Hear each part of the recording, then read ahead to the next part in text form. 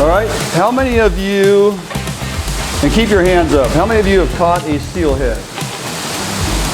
Keep your hands up. How many of you have caught a steelhead drift fishing? Truly drift fishing. How many of you caught a steelhead drift fishing with a leader no longer than 20 inches? Oh, yeah, okay, there we go, old school, I like it. Yeah, that's why we're going to decide and discuss and interpret what drift fishing truly is compared to a lot of other techniques and methods we can talk about today, all right?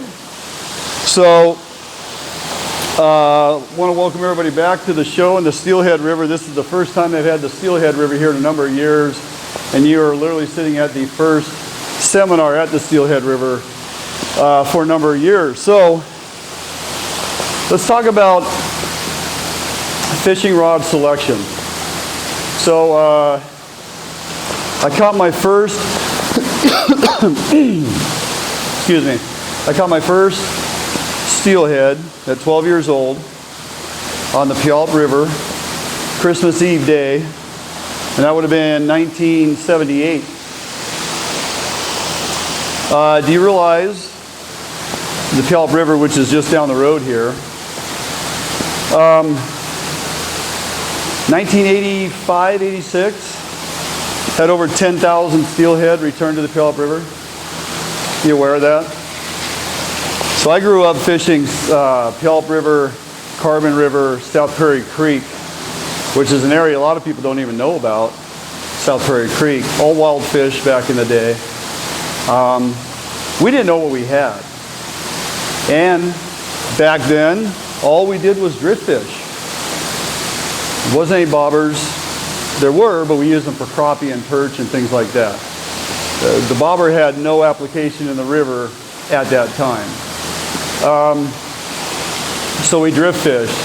And unlike today's advancements in equipment, you know, we had 8.5 foot, well, I was using a spinning rod back then because I was a kid, Mitchell 300 spinning reel, monofilament line, Eagle Claw chrome hooks. We were fishing Okie drifters. Not the new version of them, but the old version of the Okie drifter. And my dad was a diesel mechanic, raising 5 kids. He fished on the weekends for steelhead, and he fished during Christmas break. And I spent my Christmas break from school fishing with Dad because he told me that's what I was going to do. So I did. And it wasn't like today. If you guys have followed me for any time at all, you know I cure a lot of bait. I've written a lot of articles, lots of video how-tos on curing eggs. And the advancements in how we cure eggs today is so different than what we did back then. They didn't even have pre-manufactured little wraps or material to make spawn sack in. If Dad caught a hen steelhead and harvested it and then cured the eggs, it was simply cutting them into chunks, putting them in borax, that's right, putting them in a little mason jar, and putting them in the fridge, and they would last for months and months and months. They'd get a little hard. Then, when I started fishing with him, he wanted the eggs to last longer. So he had either cheesecloth or Mom's old pantyhose, take your pick, right? And he's cutting them into little pieces, and we're wrapping those egg pieces into that cloth material or the pantyhose. And I can tell you without a doubt, we would go fishing. I would fish my Okie drifter. Sometimes he'd give me a chunk of egg in a tied wrap. And I would get to fish that single egg spawn sack from morning until lunchtime, because even after the eggs were gone out of there, that cloth still had really good egg scent on it. And he knew that. And that in combination with an Okie drifter, it had presentation, it had scent, the little rag on there had movement, it worked. And then after lunch break and Christmas cookies, probably get a second egg for the day, and we'd fish that till dark. And that was literally it. Now, I go through eggs like crazy, more so for salmon. If you guys aren't aware, most of our steelhead fisheries here on the west side of Washington, other than Southwest, restricted gear rules, no bait, no scent, single barbed hook, right? So, single barbless hook, excuse me. Well, like everything else in evolution, steelhead fishing, drift fishing even, has come a long way. We used to have that 8.5 foot rod I was talking about. Our lead, yeah, sure, it went on to a rolling barrel swivel with a snap, but into surgical tubing and a chunk of lead stuffed up into the surgical tubing. The idea there was if your lead gets hung up, and it will, you simply pull up on that, it's going to snap that lead out of the surgical tubing, and who the hell cares about environmental, lead poisoning in our rivers back in the 70s? I mean, it wasn't even discussed. Nobody even thought about it. But we've left a lot of lead in our waters on the landscape where we fish, right? So surgical tubing, lead, 18 to 24-inch leader, Okie drifter, bouncing along the bottom, and developing the skill set to determine as your rod bounces, contacting bottom, the lead contacting bottom, is that bottom? Is that a fish picking it up? What did it just do differently that it didn't do before that makes me think it might be a fish, or am I simply hung up? And that's just not something you go out and figure out in a single day. Drift fishing, believe it or not, there is an art to it. There is a skill development. And what the rod is telegraphing exactly what is going on that you can feel into your hand, combination with your visual on following your line down the river. You're using multiple senses, visually in your hand, sensitivity, understanding what is that lead telling me what is going on. Now I can tell you, you probably aren't experiencing the full sensation of it if your lead's too heavy. You're going to cast it out there, you're going to be bounced along, it's going to stop. You got to pop it off the bottom, it goes a couple feet, it stops. You got to pop it off the bottom, or it gets hung up. If that's what's going on, probably fishing too heavy of a lead. If you cast it out there and it's just sweeping on through, you never contact bottom, do you think that is effective as well? Probably not. Probably suspended above the fish and just racing right past them. So it's all about looking at your water, figuring out, now look, most places I'm fishing steelhead, unless I'm out on the coast and hiking along and fishing the boulders and stuff, a lot of our structure is underwater. And you really don't see the structure underwater. What you see is the surface disruption. The laminar flow just kind of has breaks and flat spots, little slicks. It's hard to see here, but when water goes around a boulder or a log or something on the bottom, what you'll see on the surface behind that is a nice flat slick. In other words, the current's going either side, but it comes back together. Well, there's no current pushing on the downriver side of that rock, so what you end up with on the surface is a nice little flat slick. So if your water is 6, 8, 10 feet deep and you see just kind of in the middle of a drift, there's a slick spot, there's probably a piece of structure down on the bottom that's creating that flat surface. Okay, this is all about understanding how to read water. You can fish 90% of their water and never catch a fish. If you hone in on that 10% where the fish are going to be, the chances are you're going to be successful. Now you as a fisherman need to look at a piece of water and decide, I'm a lazy steelhead, where do I want to be? Is the water level up higher than normal, so are they pushed all the way to the shore? Are they tied up under the trees? Because, yeah, there's a little current flow there, but it's very soft. And they want to rest, right? They're on one mission. Steelhead are on kind of two missions, because they don't die after spawning, in case you're not aware of that, unlike all the other salmonids.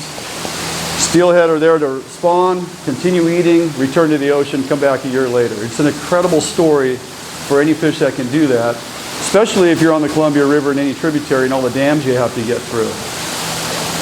But steelhead are not going to die. So compared to salmon who enter the river and are ultimately spawning and dying and really don't eat, you can get them to bite, whether it's territorial, whether it's scent driven. Salmon are very olfactory driven. In other words, scent matters. Steelhead are very visually stimulated. We do really well without any bait or scent because they see things, they're not going to die, they're always eating, they need protein to renourish themselves. So they're very visually stimulated, very curious. They'll come out of a piece of structure to go look at something, and if they decide that looks like food, they're probably going to eat it. So they're good biters. So they're not hard to catch, they're hard to find. Salmon are easy to find, but at times hard to catch because they like to be selective in what you offer them at times, especially as they get further up in the river, into the tributaries. They're starting to turn, they're getting a little dark. They're not as apt to go after any particular offering depending on weather and water conditions. Steelhead are a totally different creature. Drift fishing works very well for them, but you got to understand how to read water and again, figure out where they want to be. Who in here has never caught a trout? I think most of us start out either panfish or trout fishing. Steelhead are just big trout. If you can walk up to a river or a small stream and you can look at boulders and watch how the water's moving, and if you're thinking like a trout going, I would probably tuck in behind that log. Or if the water's clear enough and you've ever taken the time just to look into water, see where the fish like to lay. That is very, very educational. You can simply walk up quietly to a clear piece of water that you know there's trout swimming around. Just stand there and watch them. That's going to unlock some things for you that you probably didn't know before, simply by looking at which side of the current they like to rest on. Why is that fish there? Is it because it's shade out of the sun? Is it the darkness cast off of the log or the rock that they blend in with? Mother Nature's very good at concealing fish. That's why the tops of them are dark and the bottoms are white.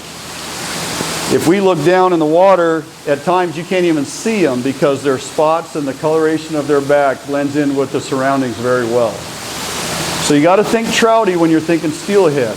Where do they want to hide? Where do they want to lay? Where do they want to rest? You also want to look downriver and go, okay, the tail out is pretty shallow and the water's moving quite fast. Why does it move faster than the tail out? Because the river goes from this, the gradient drops. So it creates rapids and riprap, right? Those fish have to come up through that. It takes a lot of energy. They expend a lot of energy, especially through shallow water where their bellies are scraping on the rocks. Once they get up through that, and it's not necessarily that they only travel at night. If they're comfortable and on a mission, those fish will move throughout the day. Sometimes you'll see them, more so with salmon, running up through the tail outs during the high sun of the day, but those fish will make their way up through that gravel bar. And if it's a pretty tough, long stretch and they got to work really hard, what do you guys do after working hard for a day? You want to rest. They don't have access to beer, but if they did, I guarantee they would crack a beer and probably find a log to lay up against and, put one down. But they're going to rest. And so they're going to choose the side of the river that has the depth and the less aggressive flow. They want to find that soft water. Sometimes it's on the edge. Sometimes it's right in the middle of the river.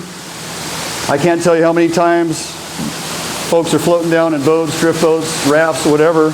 And if you know your river, you're coming around the corner going, okay guys, when we get down here, we're actually going to plug the middle of the river because it's the deepest spot, it's the softest spot, and I know the fish like to lay right out in the middle of the river. If you're unfamiliar with that, you learn it real quick, especially in clear water, because when you come down with your boat, you watch the fish go pushing off to the sides. And then as you stand up in your drift boat and you're looking, you look over there and it's like 2 feet deep, and you look over there and it's like a foot deep. And you look down here and you're like 6 to 8 feet deep, and you make a mental note and go, okay, next time we come down around this corner, we're going to be ready to fish the middle of the river. They come through that tail out, this is where they're most comfortable.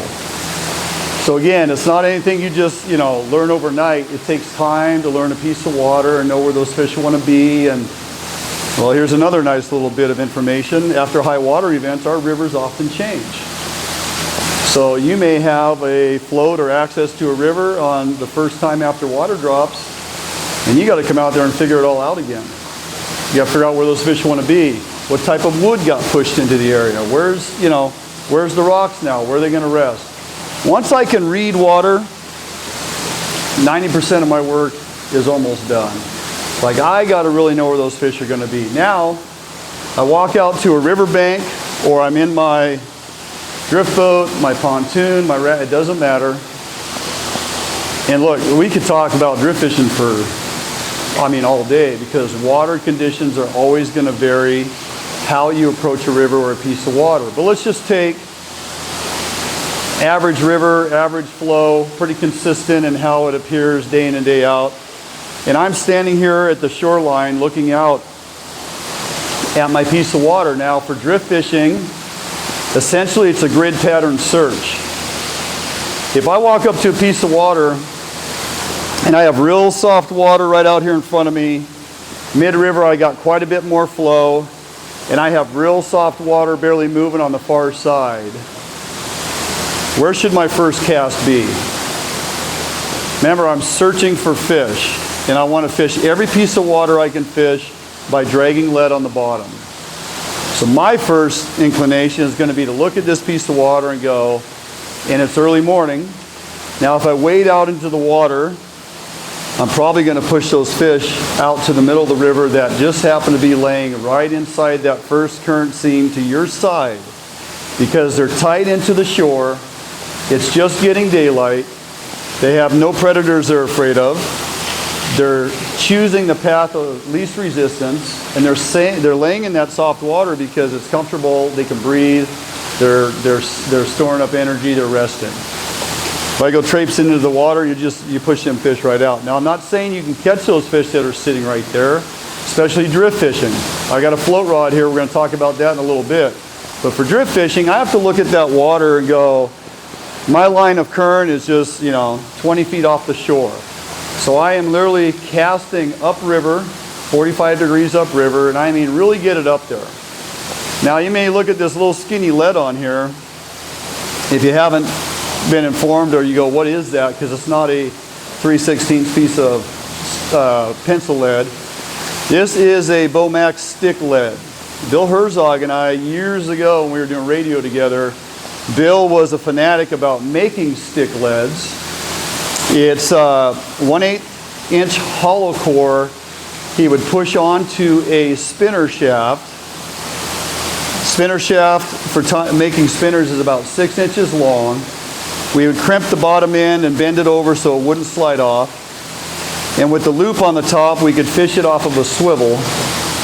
And the key point to this is that it's a soft lead body with a rigid skeleton frame, as in a bone, as in a spinner shaft, which is key because this lead may bend up, but it doesn't ball up. And if it comes back in looking like that, you just straighten it back out.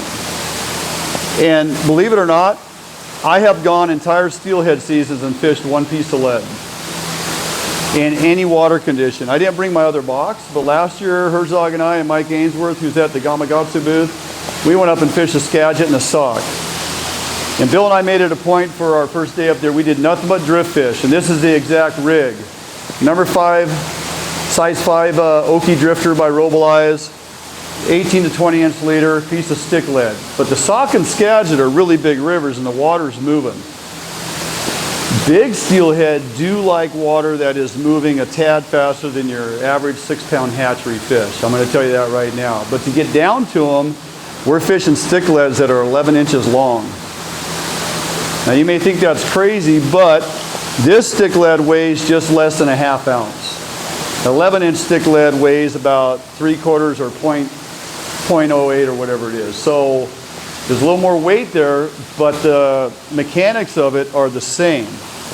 These do very well in presenting your drift. They seldom get hung up, and when they do, 90% of the time you're getting them back. Where you lose these is when you take buddies fishing and they lose them in the trees. That's how you lose a stick lead.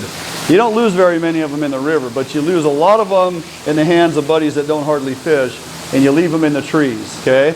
That's a fact. You can check me on that. That is not fake news. I'll tell you right now. So, Bomax started coming out with these several years ago, so you no longer have to make them out of spinner shafts. You get 8 or 10 to a pack, and that pack of stick lead is going to last you a long time. They come in 6-inch, 5-inch, 4-inch, whatever. The other thing you do is you cut these in half. They make it with an eyelet at each end, so I can cut that into 2 3-inch pieces and fish either one. Cut it into 4 and a 2, whatever. But it's something to look at if you're going to, drag lead on the bottom of the river, whether you're bobber-dogging or drift fishing or what have you. Stick lead is, I have not stopped fishing stick lead for 15 years now. Okay, so it works great in bobber-dog application. I'm going to show you that. So I tell you that because if I have a heavy piece of lead on here and I throw upriver to begin my drift, I don't have to throw it as far upriver because it's going to get down. Once it gets down and starts hitting bottom, as that offering is getting pushed back down towards you, you're picking up your slack. Okay, we're reeling up our slack. You want that line to become tight. All right, and as it is bouncing along the bottom, you're just, if I'm doing this and that rod is constantly bouncing like that, is my lead too heavy, too light, just right? Huh? I like to see that rod hit bottom, not that much. It's going to tap, okay, about every yard. Tap, tap. If I am constantly, if it feels like a trout pecking on it constantly, it's very hard to tell when a trout is pecking on it constantly. So I want it to be like here, here, here. The thing you're doing is we're throwing upriver. It's getting pushed down towards you. You're collecting your slack. You start feeling that bounce. Very softly, just ticking bottom, but I'm following my line. You cannot effectively drift fish if I throw it up here, collect my slack, and then stand there and let the line pendulum past me. And eventually it's going to get taut. And if I don't move, what's going to happen to my presentation is going to get lifted off the bottom. Current's going to sweep it over to the side. It's going to be elevated until it gets into the water that's soft enough, and it's just going to drop back down. But I have not effectively fished that drift. I'm casting this upriver, 45 degrees. I'm going to exaggerate a little bit because I'm using a stick lead, and I have all the confidence in the world it's not going to get hung up no matter how far I throw it up the river. You can go out to the coast in the boulderiest water you can find, and you can throw these stick leads way upriver. Now, you do that with a piece of pencil lead, it's done. It's getting sucked behind a rock, and you're going to break it off. You throw these stick leads up there, it's going to just sweep it on through there. It's going to get down to this point here. I'm going to reel up my slack. I'm going to follow that down river. Okay. Now, the other mistake a lot of you will make when you get to here, you go, that's the end of the drift, and you start reeling. What I tell you about steelhead and their wantingness to be out of the current, laying way inside. Now, I told you we can't fish that water that's right in front of me because there's no current, but I can certainly allow that to bounce bottom, let it come down to the end of the drift, and let it settle. Where's it going to drop off? It's going to drop off right where that current seam just stops. And that's going to sit right there on that inside little seam where those steelhead are lying. And if I start at the top of the hole to ensure that I'm sweeping through this to get it lying in that inside lane where those fish are going to be first thing in the morning, so effectively I am fishing those fish that are inside. But if I walk right up to the river's edge and start bombing my offering out mid-river and sweeping it through, I'm probably giving up on a lot of those fish that are lying inside. And I say in the morning, but that goes for any time of day, especially if you're first one into the water. If those fish haven't had any reason to move off of where they're comfortable, they're literally just going to kind of hang out for a while. So it's a grid pattern search. We're throwing up river, we're collecting our slack, we're coming through the swing, we're bouncing about every yard. When I say bounce, I mean a nice little tick, not just like dredging. Nice little, just reminds me that I'm in contact with the bottom.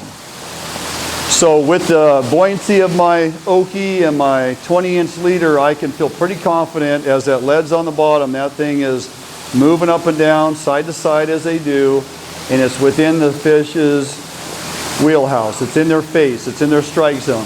It's in the area where they're going to come over. You might pull them off. They might just be out in that current a little bit.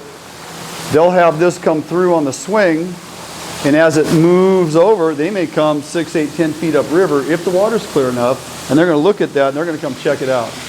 And if I start reeling that up, opposed to letting it sit at the end of my drift, I just took it away from that fish, didn't I? So I'm going to allow it to come over. I'm going to let it settle for a minute. I'm going to wait. I can't tell you how many times back in the day when we could use bait, a sand shrimp and a spinning glow, drift fished out there. Isn't that right, Eddie? We throw it on out there, and we're going to let it sit at the end of that drift because those fish are going to follow that thing over, and they're going to pick that up at the end of the drift. You get more fish at the end of the drift that probably will surprise you. Now that's just first drift through. I got a whole river out in front of me. So how are we going to do this grid pattern search? We're going to cast it back up river, out a little farther this time. Now the water's probably moving a little faster, so it's going to come to you at a higher rate of speed. I'm going to collect my slack. I'm going to follow it down river. I'm going to do the same thing. I'm going to let it kind of come over, tuck in, sit for a minute, pick it up. Okay, I just fished this section. Then I threw it out further and I fished the next couple, 3, 4, 5 feet farther out into the drift. Now I'm going to throw it out there mid-drift. And now one thing I'm going to realize is that it's moving pretty good. And I'm going to get down to here at about a 45 angle down river. And now I want to do something that you develop the skill set to feel what you're actually doing. You're going to extend your drift. I'm going to depress the bail on my bait caster here. I'm going to thumb the line. And because it's out there in a current that continues to move my lead downriver versus holding it firm and just pendulum it on over, if I'm out in that drift at about a 45-degree angle, I can release line off my spool and the current's actually going to take my offering a little farther downriver. I'm actually now searching water a little down farther than I did previously. Agreed? Because if I stop it dead, it's just going to swing over and terminate right there. Now I look at the water and I go, well, it's moving pretty fast out in the middle, but I really like that soft water on the back side of there. If I think a fish might be lying over there behind some boulders or something on the opposite side of the river and it's not, it's not a mile wide, and I can just nice and easily huck it on over there, I'm going to throw it upriver. Now this takes a little extra effort on your part because what you have to do is collect your slack, and we're holding our rod way up here. It seems counterproductive, but I'm holding it up. I'm keeping my line off the water. If my line dips into the water mid-river into that fast current seam, what's happening to my offering? It's just going to drag it away from the other side of the river and just whip it out into the middle, right? But if I think I can get there and I can effectively hold it up and I can bounce and just barely tick along that soft water over there. Now look, if a steelhead hammers it, that's on you. You got to drop that rod and start reeling and try to get a hook into that fish. I'm not saying this is the most effective way to fish. I'm saying this is a way to get you into a piece of water that maybe you would not have fished before. And you might have walked away from a fish or two that might be lying over there because of the structure that you can't see. But you can see that slick on the water over there, and there's something on the backside of that current seam that makes those fish want to be there. So before you walk away from that, you look across there and you go, I can get it there, and I can hold it. I'm going to collect my slack, and I'm going to hold it. I'm going to bounce, bounce, bounce. Now when it gets out in the middle of the current, it's probably going to start moving too fast, and it's going to elevate, and you're not going to get it anyway. You're really focused on this area here, right? Anything above that, anything below that, it's just going to whip it into the current seam and take it on down. But you have effectively fished that section. But we're not done yet. I just dissected that piece of water out in front of me with multiple casts, going out each time a little farther. Now, excuse me, I'm going to walk downriver 6, 8, 10 feet. I got a nice long drift out in front of me. I'm going to repeat the process. Before that, I'm going to get a drink of water. You want to hand me that, Jordan? Thank you.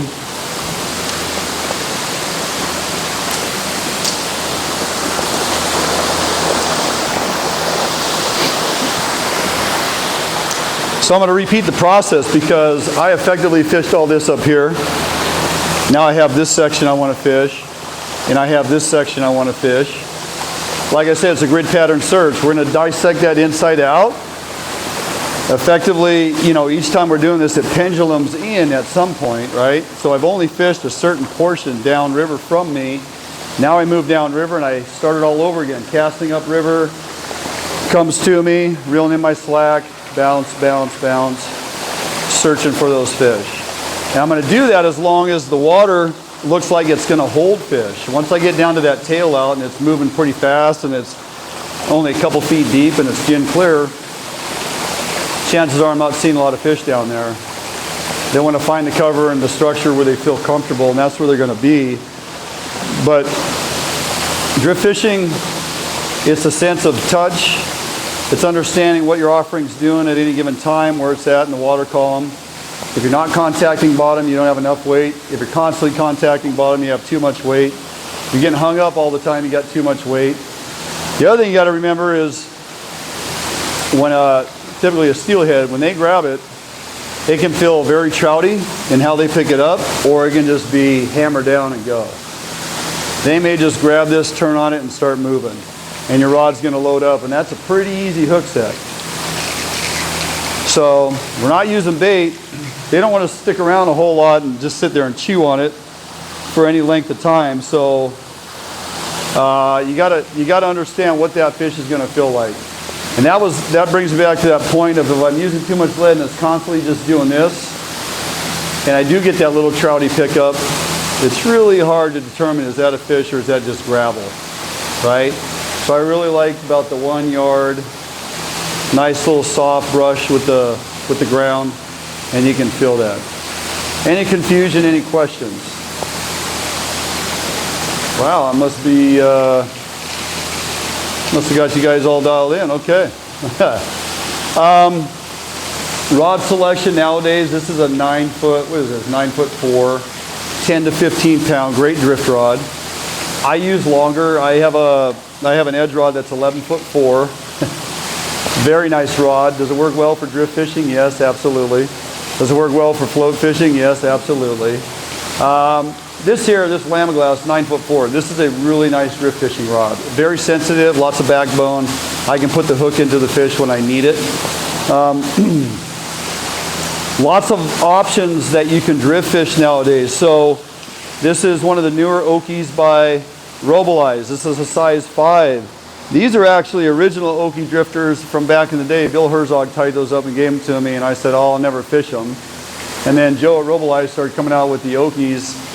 The closest thing to the original you will ever find, hands down, because of the way he's engineered and builds these. It's not like the debacle we went through with Lure Jensen back in the day, where they took this original lure, decided to make it out of a polymer expansion foam and paint it. The buoyancy was completely different than the original hollow plastic, which is what these are. These are two pieces that are bonded together and glued by hand back in the day, but it wasn't cost effective to do this anymore. So once Lure Jensen bought it, they started putting them into a mold and making them out of expansion foam and painting them. Well, the buoyancy was completely different. They weren't translucent. That's one of the keys to these things, is how they look, especially in clear water in the sunlight. And unlike these, on the Lure Jensen model, the paint would chip off. So now you're fishing one that's kind of orange and kind of white, styrofoam looking thing. So they didn't work as well, and they went away. Well, Joe figured out a few years ago how to make them, and we've been fishing them, and they work fantastic. I probably drift fish back to these Okies now more than anything else.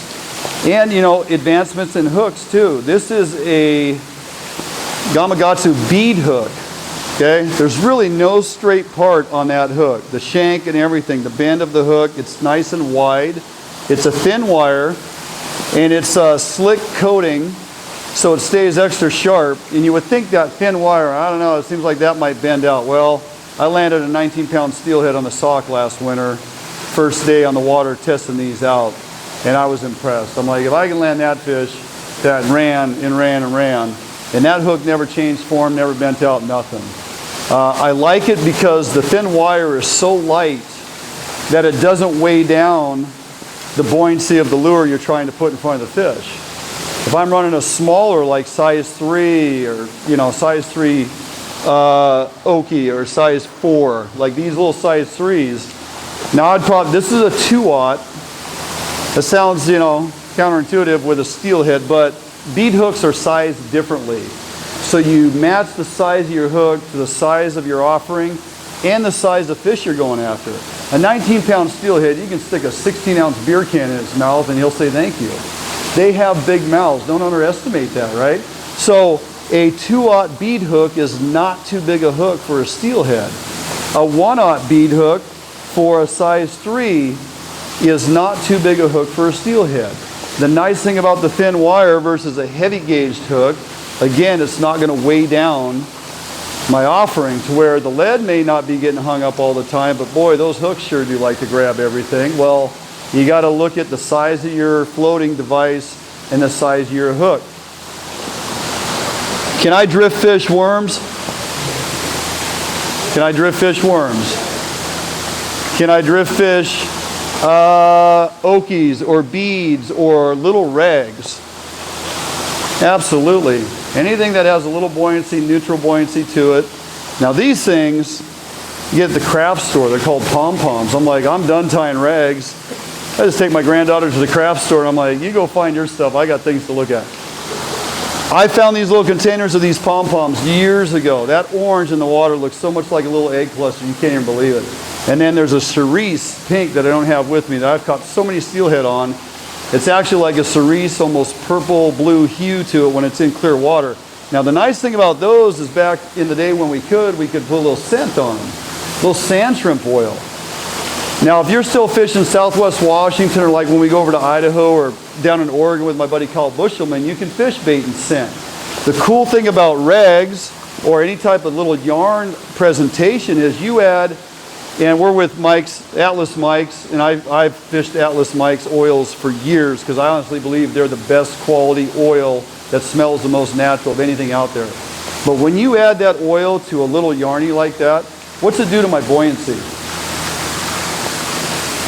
Goes up, oil floats. I'm adding oil to that thing, it actually elevates it in the column, right? It actually, you can watch that thing, and I've done it. I've taken a regular one, I put it on weight and put it in the water. I add a little bit of scent oil to it and look at where that thing floats, and it's a few inches higher than the other one because the oil actually floats. So if you're in a place where you can use bait and scent, adding oil to that little yarny or something is actually going to increase your buoyancy just a little bit. Probably doesn't make a huge difference, but something to think about. Where it becomes critical in drift fishing, so this is a number 5 Okie, and it's pretty buoyant. And it has no problem floating that hook. Right? That thing is on the surface of the water. Now this pool was 3 feet deep, and I'm drift fishing a 3-foot leader. Where is my lure? Something to think about. The buoyancy on this number 5 is quite a bit more than say a size 3 or 4 or that bead. It definitely is a lot more than any type of rag or yarny I would use. Would you agree? So my point is, and I asked the question early on, who has caught a steelhead? This damn thing. Who has caught a steelhead? Who has caught a steelhead drift fishing? And then when I said, who has caught a steelhead drift fishing with a leader 20 inches or less? There's a point to that. Because we can transition from truly drift fishing, tapping lead on the bottom, 18 to 24 inch leader maybe, depending on the buoyancy of my leader, to same exact lead setup, maybe a cannonball, and a 6 or 8 foot leader. Or God forbid a 10-foot leader with a piece of yarn. Is that drift fishing? That's good old-fashioned classic flossing and snagging. There's a difference. I talk to people all the time. They're like, I've been drift fishing for years. I'm like, you're 23. Yeah, well, I've been, fishing rivers since I was 13. Explain to me how you fish. Well, lead, sometimes I use a 1/4 ounce cannonball, sometimes a 1/2 ounce. And I have about an 8-foot leader and a piece of yarn, and I just throw it out there, and then fish just hammer it. I'm like, okay, am I bringing my offering to the fish, or am I bringing the fish to my offering? If I'm drift fishing with a 20-inch leader and I'm doing all the things I just explained to you and telling you how to, grid pattern search your body of water, and I'm waiting patiently at the end of my drift, and I'm pulling fish out of the travel lane to come over and see what I have, and they like it and they grab it, I am bringing the fish to my offering. If I'm slinging a 10-foot leader out there, and as it's raking on through there, I'm just setting the hook every 5 to 10 seconds. Am I bringing the offering to my fish? Am I bringing the fish to the offering? I'm bringing the offering to my fish. I'm line in line through the fish. I'm hoping it gets into them somewhere. And if you are comfortable with bringing fish in upside down and backwards, that's cool. That's your thing. That's not my thing. Recreational angling, sports fishing, being a true advocate for the resource and fishing ethically to bring your offering in front of the fish and draw the fish to what you're putting in front of them, that's the challenge. Okay, so if you're going to drift fish, my challenge to you is, depending on conditions, 18, no more than 24-inch leader, depending on the buoyancy of yours. I can fish this thing down to 18 inches and still catch steelhead. I have all the confidence in the world to make that successful. I don't need a long leader. Now, if we're in a power boat like we were several weeks ago and even before Thanksgiving, and we're on the Clearwater River with my buddy Toby White, or even if you're fishing with a guide or a buddy or somebody has a power boat and you're on the river and you're side drifting, you're probably using a leader that's 4 feet. Some of those guys run them up to 6 feet. But we have 5 or 6 rods in the water. And where we can use bait, the power boat, and it's really the onus is on the operator of the boat to steer that boat to drag your presentations through the travel lanes of the fish. It's really quite a skill set if you're the boat operator. If you're standing there fishing, you're a human rod holder, and you're waiting for that thing to double over. And the other thing you're dragging down river is what I refer to as the bait rake, because it is a rake of bait just coming through, dredging the water, and based on the spacing, you're probably going to encounter a fish somewhere along the line, and we do. And it is a fun way to fish with a group of buddies in a boat, having a great time. Over there on the Clearwater in Idaho, you're catching a lot of big steelhead. You know, a 15-pounder is a nice average. So side drifting is a different means of presenting your offering to the fish, but the onus is on the boat operator and how you achieve success. Drift fishing, albeit standing in your drift boat, on your pontoon, whatever, on the shoreline, drift fishing is all on you. Understanding what the telegraphing of your rod is telling you what's going on, feeling that bottom, understanding structure, reading water, knowing where the fish want to be. Something else you can do. So you're going to look at this as I talk about sensitivity of rod, and brought me back to one thing I missed to mention. Monofilament's been around forever, grew up fishing it, it's what we use. Can I use braided line for drift fishing? I can, and I do, but I put at least a 20 to 30 foot top shot of monofilament on there. Now the reason I'll use braid is because the telegraphing of it is so good. The other thing we got to remember though is braid likes to float, drift fishing we're trying to sink. The other thing we need to point out is braid doesn't like to break very easily. That's why we like to use it in a lot of our methods of fishing. So if I go braid directly to my swivel and then my leader, and I get hung up, and if it's the lead that gets hung up, and my swivel doesn't break free or doesn't, fail, then at some point my braid's going to break, and who knows where that's going to be, or if I ultimately just got to, I've seen guys wrap their line around their arm and just start walking to the truck. I mean, we're leaving braid in the water much like we did lead for years, okay? So I say if you want to use braid for drift fishing, by all means do so. The sensitivity of the rod, the telegraphing through the braid to tell you exactly what's going on so you can understand and read bottom, great. Put at least a 20 to 30 foot piece of monofilament top shot on there, and then have your lead and then have your leader. You got to design breaking points into your system that do not include your fishing rod, unless I'm missing something, okay? Just a little, you can pay me for that one later. So, braid is great. Use a top shot. It's going to telegraph and tell you everything you want to know. Any questions? What I want to do is I want to talk about bobber-dogging. So, two questions. If you use bait and open drifters, like these. Yep. And the second question is, for your leader length, when you're fishing, let's say the Skagit, you can use a much longer leader. than let's say a small stream like the Coho, because it's still sticking? Okay, good questions. The first one is, do I peg the Okie drifter? Back in the day when we were fishing Corkies and Okies and stuff, we used to toothpick them so they'd stay in place.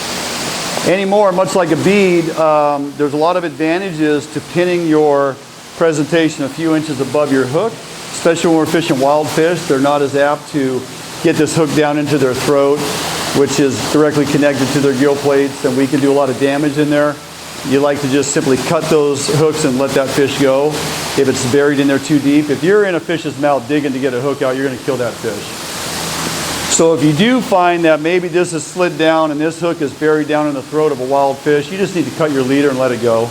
That fish will more than likely survive. The hook will eventually rust out and fall out.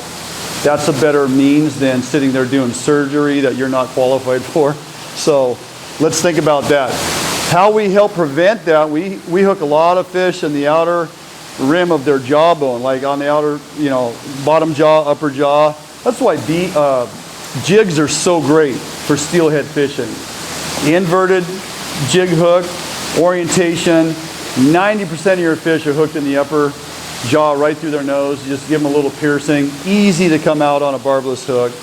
But for our beads and our Okies and stuff, all I'm doing is using a Bomac bobber stop down there at the bottom, and that elevates that Okie just a couple inches above my hook.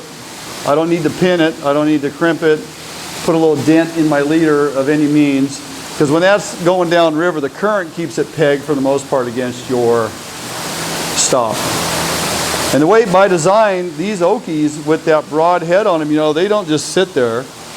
They're in the current, and they're moving back and forth, up and down. They're kind of wiggling all over, and the current beating against that keeps it pushed down onto your stop. And then the other question was, do I use a longer leader in bigger water like Skagit, Sauk River? Nope, not really.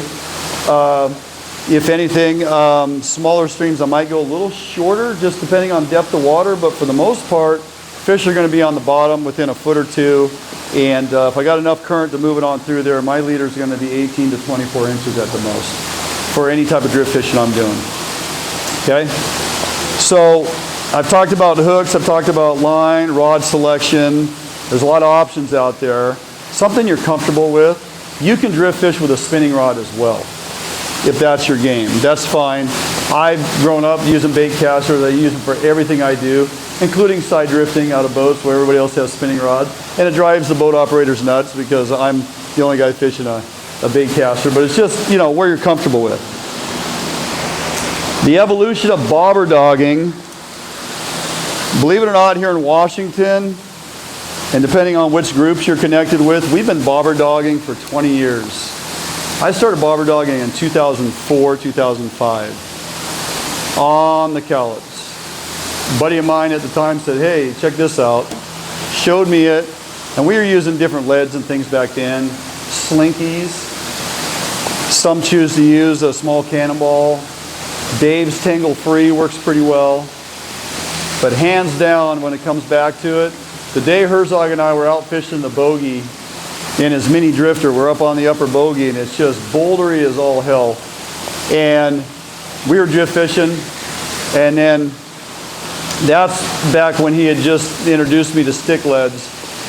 And I hung a stick lead under a float, and he looked at me and said, I cannot believe you're going to desecrate that amazing piece of lead by putting it under something as simple as a float.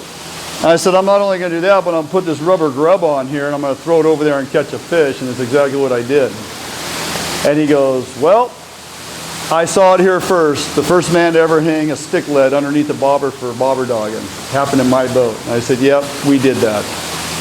So, bobber-dogging, float drifting.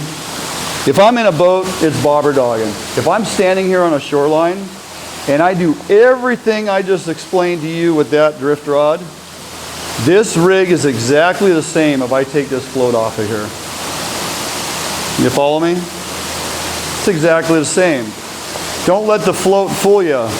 We're using a float, but guess what? This lead is dragging on the bottom. This is not a vertical float presentation where we have a jig suspended under a float, not touching bottom. We're fishing eggs and bobbers in the fall for Chinook, and who doesn't love to do that? Your eggs are not touching bottom. Everything is suspended up, a couple feet off the bottom. Fixed floats for jigs and presentations have their place. It can be very effective. It can become less effective depending. So if I'm traveling in a drift boat and I start at the head of a hole and the water's pretty turbulent and moving and it drops into a nice deep hole, we'll call it 10 feet deep. And then as the bottom comes up mid-drift, it's 6 feet deep. And as I get down here to the tail out, it's 2 feet deep.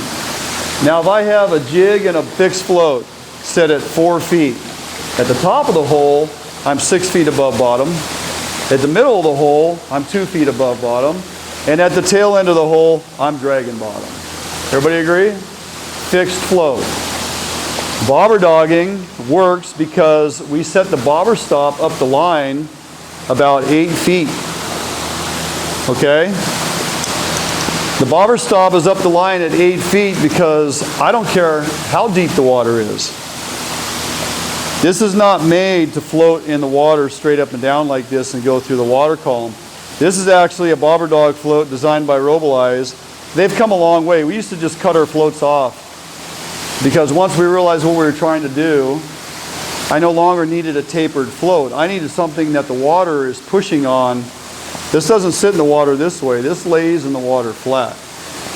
And the cool thing about the Robolize floats is they're weighted on the dark side of the float, so it always orientates bright side up for the fisherman, dark side down for the fish.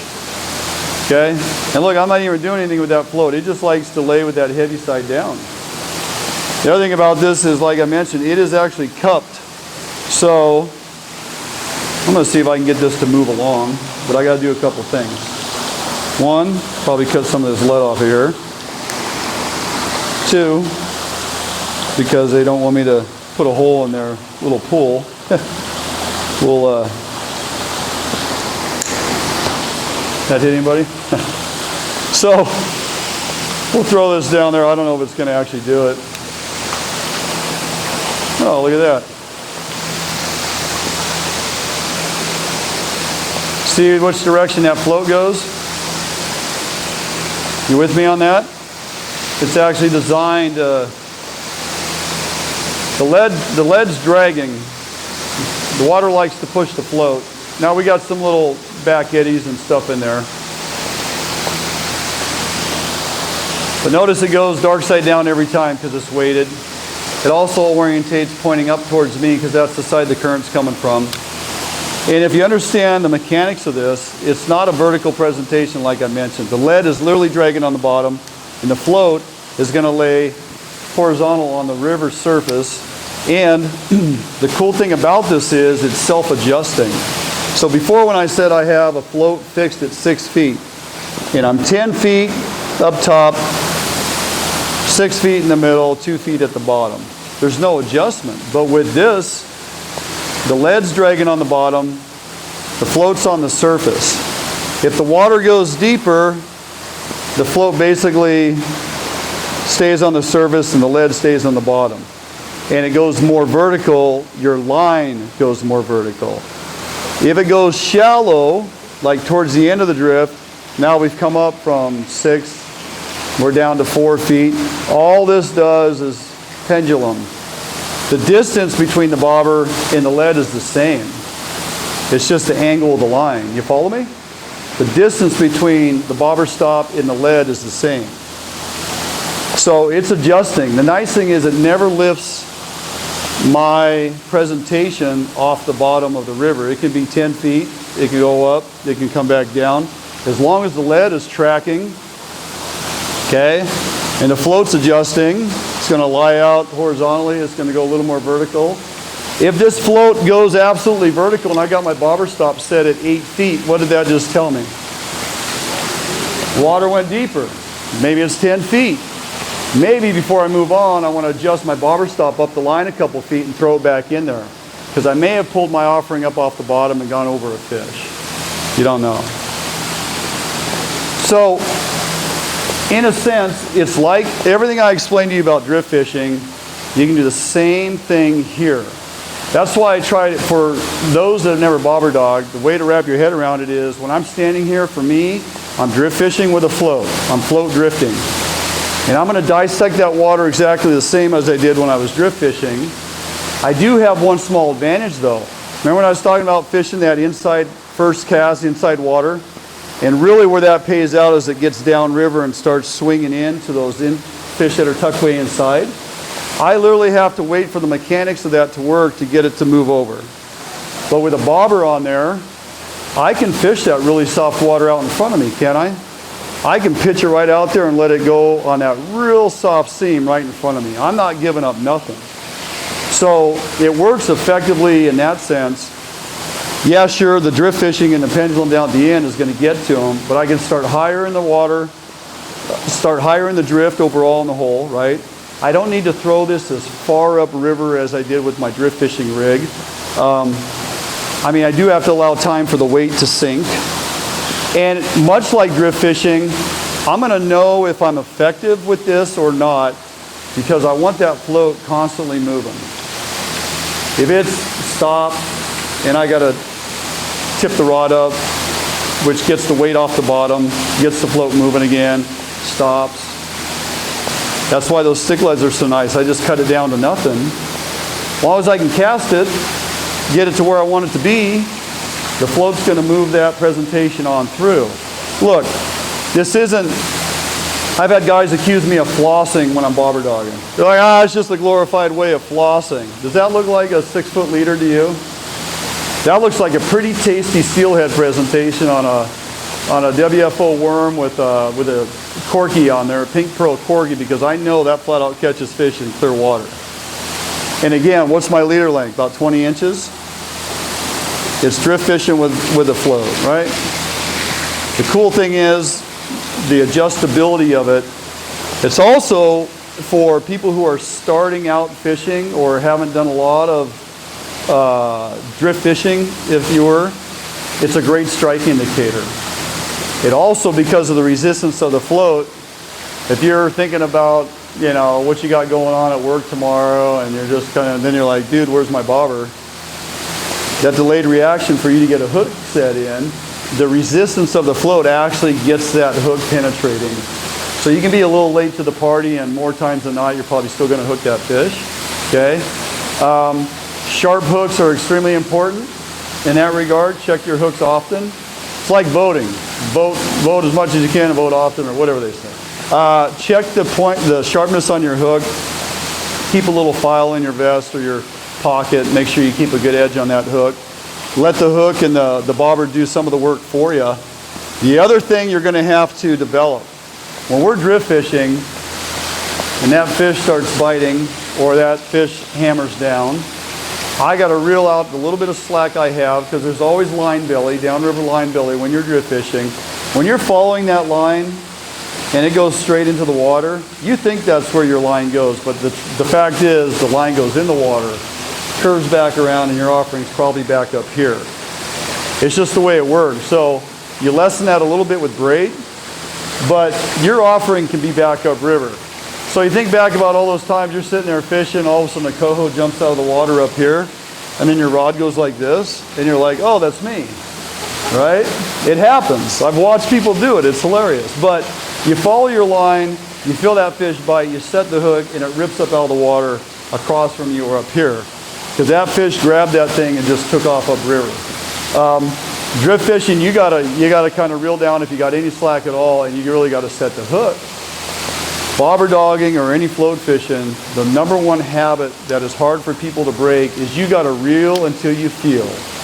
And if you can remember that, you're going to be more successful at getting your hook into those fish. If you see your float go down and you set the hook, you're going to miss that fish. All you're doing is elevating all the slack in your system. If you see your float go down and you start reeling until your rod is like loading up, right? Like, it's here, float disappears, I reel, oh, now I'm going to come back. It happens in a matter of seconds. It seems like it takes forever. But you need to develop that skill set to understand, I'm not drift fishing, I'm Dwayne, I'm float drifting, I'm bobber dogging, I got to reel until I feel. Once the fish loads up, I can set the hook and I'm going to be successful. Okay? So, things to think about. Different technique provides a different skill set that you need to kind of fine tune a little bit. Put down the drift rod, I got the float, okay, I got to reel till I feel. Simple as that. Again, just to reiterate, you can fish pretty much any water with this, and in some cases more effectively than drift fishing, just because of that real soft water. Remember that piece of water I was talking about that's on the back side of that current seam that I want to get to because I know there's a fish lane over there? This float drifting rig, money. Now not only can I get it over there, but I'm holding my rod up and I'm letting that float dance along, and I'm keeping the slack out, keeping the line belly off the water, and I'm just watching that float dance around over there. Now if that float disappears, am I going to be a little late to the party and getting that hook in there? Maybe. Don't need to panic. Resistance of the float. Fish taking it and turning and burning. I can drop the rod and start reeling and then come up and set the hook. Any questions? Drift fishing, bobber dogging, float drifting? Seeing none?